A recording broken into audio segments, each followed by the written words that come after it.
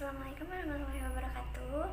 Saya Mende Widya Tamaka sebagai pemateri kedua yang akan menjelaskan mengenai bentuk bimbingan guru terhadap peserta didiknya. Guru pembimbing berlaku sebagai pelaksana utama, tenaga ahli, atau juga tenaga inti, yang mana mereka memiliki beberapa tugas. Yang pertama, memasyarakatkan layanan bimbingan dan konseling. Yang kedua, merencanakan program bimbingan dan konseling. Yang ketiga, melaksanakan program satuan kegiatan layanan bimbingan dan konseling. Yang keempat, melaksanakan satuan program kegiatan pendukung bimbingan dan konseling. Kemudian, menilai dan hasil pelaksanaan dari kegiatan yang telah dilakukan. Setelah dinilai, maka akan melakukan tindak lanjut dari hasil pelaksanaan yang telah keluar. Setelah ditindaklanjut, akan mengadministrasikan terhadap kegiatan yang telah dilakukan. Kemudian, akan mempertanggungjawabkan secara menyeluruh dari mulai koordinator bimbingan dan konseling juga kepada kepala sekolahnya. Yang selanjutnya ada guru mata pelajaran dan juga guru praktik. Tanggung jawab utama seorang guru adalah memberikan proses pembelajaran kepada peserta didiknya. Nah, meskipun dilihat dari tanggung jawab utamanya seperti ini, bukan artinya seorang guru ini lepas kendali terhadap kegiatan layanan bimbingan konseling yang harus diberikan kepada peserta didiknya. Justru, peran dan kontribusi dari guru mata pelajaran dan juga guru praktik ini sangat diharapkan guna memberikan efektivitas dan efisien kepada kegiatan layanan bimbingan dan konseling yang ada di sekolah tersebut. Bahkan, seorang guru mata pelajaran dan juga guru praktik ini mereka bisa melewati batasan-batasan tertentu. Artinya mereka bisa menjadi seorang konselor bagi peserta didik yang akan mereka bimbing. Wina Senjaya pada tahun 2006 menyebutkan salah satu peran yang dijalankan oleh seorang guru adalah sebagai seorang pembimbing. Dan untuk menjadi seorang pembimbing yang baik, maka kita harus memahami tentang anak yang kita bimbing.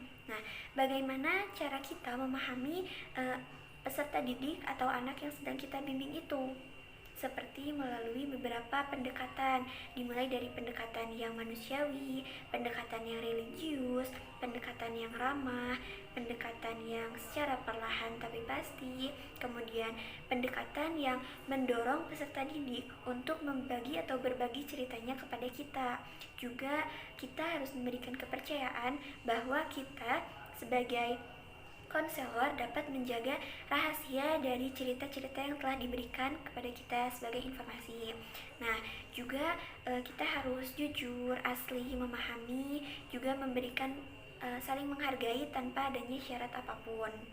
Nah, bagi guru mata pelajaran dan juga guru praktikum ini, mereka dapat menyelesaikan berbagai permasalahan yang berada di tingkatan ringan, seperti ketika terjadi sebuah perkelahian di dalam proses pembelajaran, atau adanya sebuah pertengkaran ketika proses pembelajaran sedang dilaksanakan, atau mungkin membolos, siswa yang berpacaran di kelas, siswa yang tidak dapat berkonsentrasi ketika pembelajaran dimulai.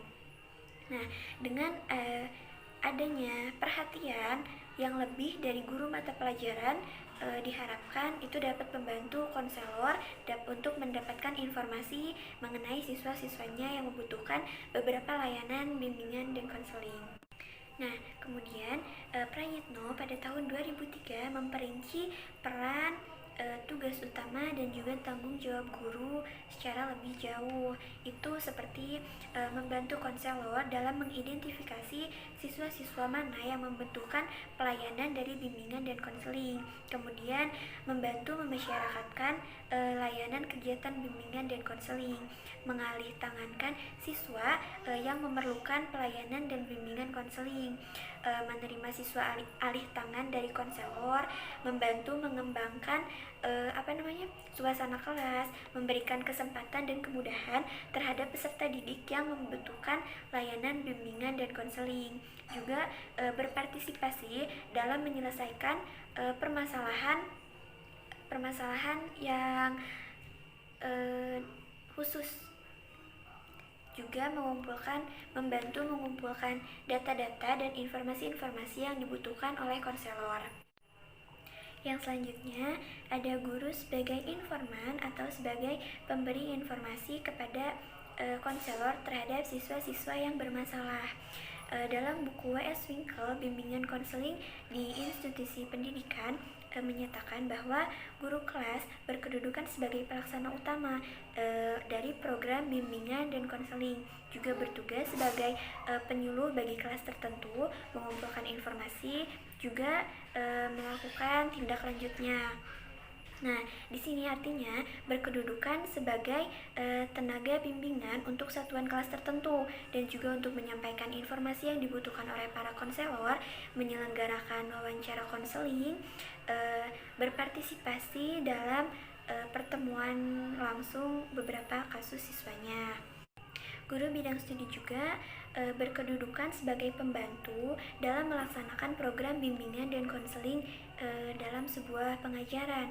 Misalnya seperti memberikan informasi tentang perguruan tinggi, tentang teknik pembelajaran yang tepat, tentang bidang-bidang studi yang akan mereka tempuh selanjutnya, tentang pekerjaan atau lapangan pekerjaan, tentang pergaulan yang sehat, sikap yang tepat dalam menghadapi suatu permasalahan. Nah, terkadang juga mereka atau guru mata pelajaran dan guru praktik ini dapat menampung siswa yang mungkin ingin berbicara secara pribadi kepadanya, menjadi seorang penasihat dalam berbagai kegiatan ekstrakurikuler, dan selanjutnya melaporkan kasus-kasus tertentu kepada konselor untuk lebih ditangani lebih dalam lagi. Sehingga di sini peranan guru sebagai informan ini mereka memberikan dalam beberapa bentuk, seperti mengetahui apakah seorang peserta didiknya ini sedang mengalami masalah di berbagai lingkungan atau tidak, kemudian apakah ia mengalami kesulitan belajar. Jika iya, maka seorang guru mata pelajaran atau guru praktik ini akan mengidentifikasi suasana kelas, sehingga ia dapat mengetahui siswa mana yang sedang mengalami permasalahan dan tidak. Lalu sebagai tindak lanjutnya akan menginformasikan kepada guru BK. Nah, yang selanjutnya ada guru sebagai pembantu guru bimbingan dan konseling. Di sini dalam buku pedoman pembinaan program bimbingan di sekolah untuk pembinaan pendidikan guru disebutkan bahwa guru berkedudukan sebagai partisipan dalam melaksanakan program bimbingan dan bertugas untuk memberikan bimbingan kelompok, mengidentifikasi berbagai gejala yang salah, mengumpulkan data-data tentang murid, melaksanakan penyuluhan secara terbatas, mendalami informasi yang telah diperoleh tentang siswa di kelasnya.